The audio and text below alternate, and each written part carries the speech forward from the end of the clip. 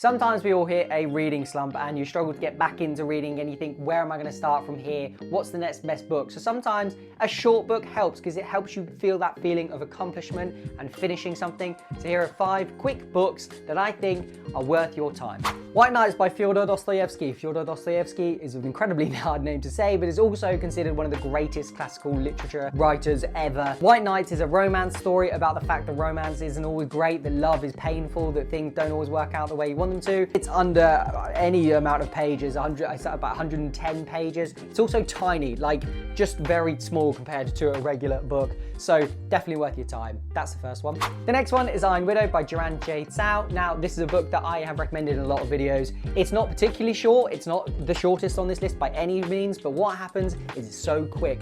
It's about a futuristic world where there's mecha bots. They are controlled by the chi of the people that drive them, and women don't have a stronger chi as men, so women are the co-pilots, and sometimes the men suck the power out of the women to be able to power these mecha bots to defeat these aliens. And one day a woman rises up and becomes a mecha bot leader, and it's amazing. It's so fast paced, finished well before I thought I was going to finish, not because it was cut short, but because I was having such a blast. Then I realised I had read 300 odd pages. Fantastic, love it.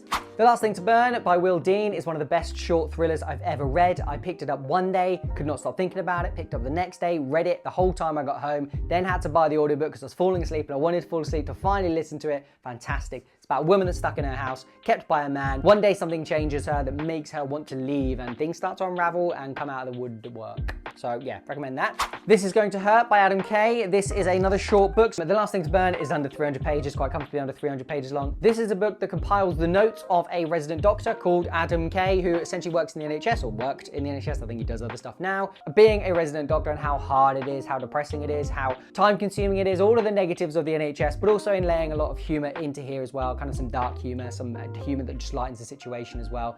Again, another short book because it's non-fiction as well. It's not written in any particular difficult way, so under 270 pages. Definitely worth a read, especially if you know nothing about the NHS at the moment. And then finally, The Midnight Library by Matt Haig. This is a book that's 50-50. People either love it or they hate it. One day, Nora is essentially about to die, and she is instead sent to a library where she is given the opportunity to go ahead and look at all the different alternative lights if she changed any of the regrets she apparently has. The question essentially in the book is, would you change your regrets? Is life really better if you changed things that you think were a bad decision at the time?